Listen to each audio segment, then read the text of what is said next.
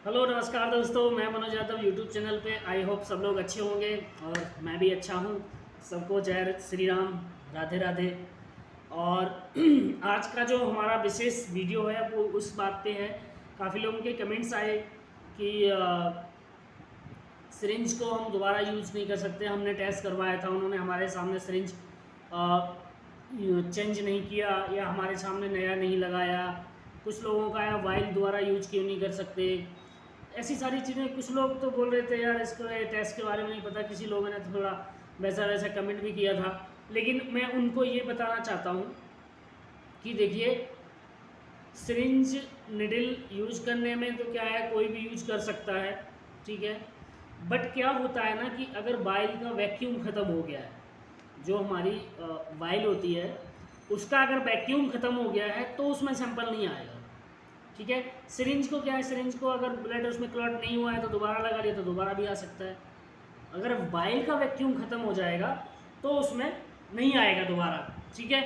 अब उन कुछ लोगों का आया था सर वाइल को दोबारा यूज क्यों नहीं कर सकते भाई जी, कैसे कर लोगे। वहाँ लैब में जाता, लैब जाने के बाद उसमें जो मान लो किसी एसएसटी में सीरम निकल रहा, सीरम के बाद जो उसमें ब्लड होता है नीचे क्लॉट हो जाता है, नीचे ठहर जाता है, बैठ जाता है। अब उसको कैसे यूज करोगे आप मुझे ये बता दो। पहली बात तो इसमें वैक्यूम होता है, फिर उसको अगर वैक्यूम टनल से ले रहे हैं तो फिर उसमें सैंपल नहीं आएगा। दूसरी चीज़ सिरिंज से उसमें डालोगे तो फिर वो वेस्ट है ना, उसको नहीं कर सकते हम यूज।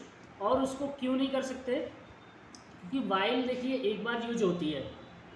ये आपका कोई और वैसा नहीं है कि चलो मान लो पहले एक एक लैब थी पहले, वहाँ क्या होता था कि वहाँ जैसे मान लीजिए बायोकेमिस्ट्री के टेस्ट लगते थे, KFT, LFT, लिपिड प्रोफाइल, ठीक है। तो उसमें क्या होता है ना, छोटे छोटे ट्यूब्स होते थे वाइट कलर के। आप लोगों ने अगर कोई जानते हैं तो आप लोगों ने देखे होंगे।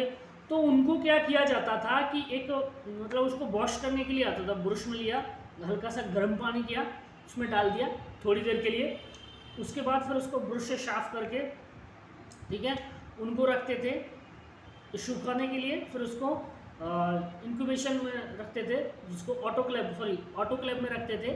तो ऑटोक्लेव में रखने के बाद क्या होता था, वो क्लीन हो जाते थे, ठीक है, माइक्रो फ्री हो जाते थे वो। तो उनको रखने के बाद फिर उनका यूज होता था। अब आपको जैसे KFT का टेस्ट लगाना है, हमें KFT में मान लीजिए हमें यूरिया क्रिएटिनिन सोडियम पोटेशियम का टेस्ट करना है, तो उसमें हम उसको पहले मैंने लैब में देखा था, क्योंकि मैं एक बार था एक जगह, तो उस लैब में हमने ये मैंने वहाँ पे वॉश भी किया था, टेस्ट भी किया था उस वहाँ पे। तो वहाँ ऐसे यूज करते, तो मैंने कहा ये तो गलत है, आप ऐसे यूज कैसे कर सकते हैं। तो उस कारण मैंने वहाँ से जॉब भी छोड़ा हुआ था, ठीक है। क्योंकि उसको आप एक बार यूज करो, दोबारा आप क्यों कर रहे हो। और फिर उसके बाद अगर सैंपल आप रख रहे हो तो उसको उसी में रखो ना। अब मान लीजिए आप बोल रहे हो कि सैंपल देखो, क्या होता है कि हम रिजेंट जो होते हैं ना, रिजेंट वाली आपने देखी किसी में बड़ी बड़ी ट्यूब भी होती हैं, बोरोसिलिकेट उसकी बनी होती है, बोरोसिलिकेट की बनी हुई पहले होती थी। और फिर आप छोटी छोटी सी आ गई, इतनी इतनी बड़ी आ गई प्लास्टिक की, प्लास्टिक वाली भी होती थी। उनका ऐसे करके होता था और ऊपर ढक्कन, ऊपर ऐसे बंद करके रख दो, ठीक है।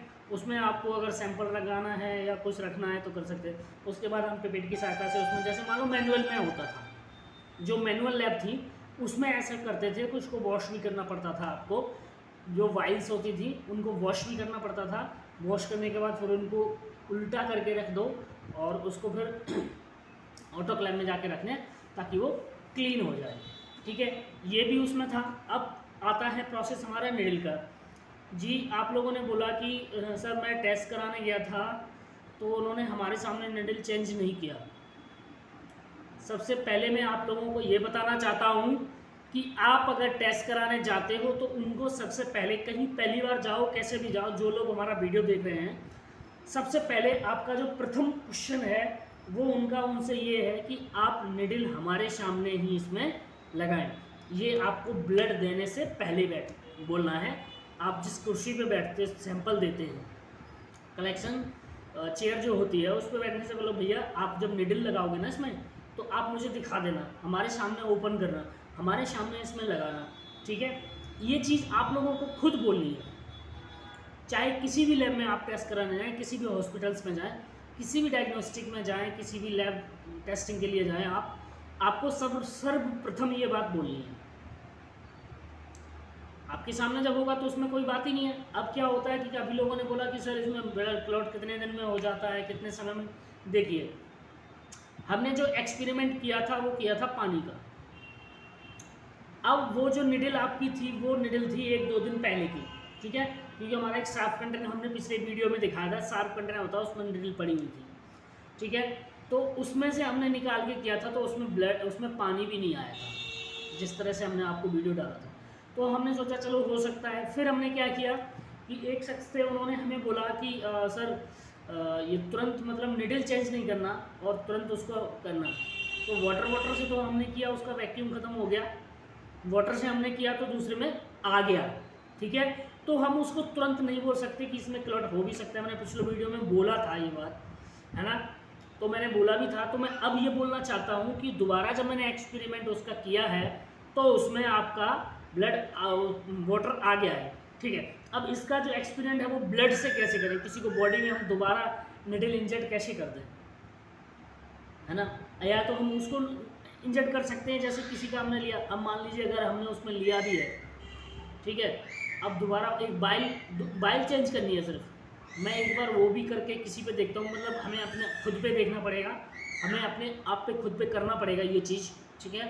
अगर ये चीज़ हो जाती है, क्योंकि निडल हमें एक बार लगानी पड़ेगी बॉडी में और फिर निकालना पड़ेगा, फिर दोबारा दूसरा पंक्चर करना पड़ेगा। अब ये दूसरा पंक्चर किस पे कर सकते हैं, या तो हम अपने आप पे कर सकते हैं, आप लोगों के लिए कर सकते हैं।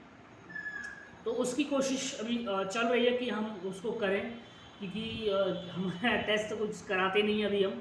तो मैं कोशिश करूँगा कि कुछ हमें ब्लड सैंपल देने हैं, उसी टाइम हम इसका ये यूज कर लेंगे और आपका वो वीडियो आपको हम दिखा देंगे कि तुरंत सेम में आता है या नहीं आता है।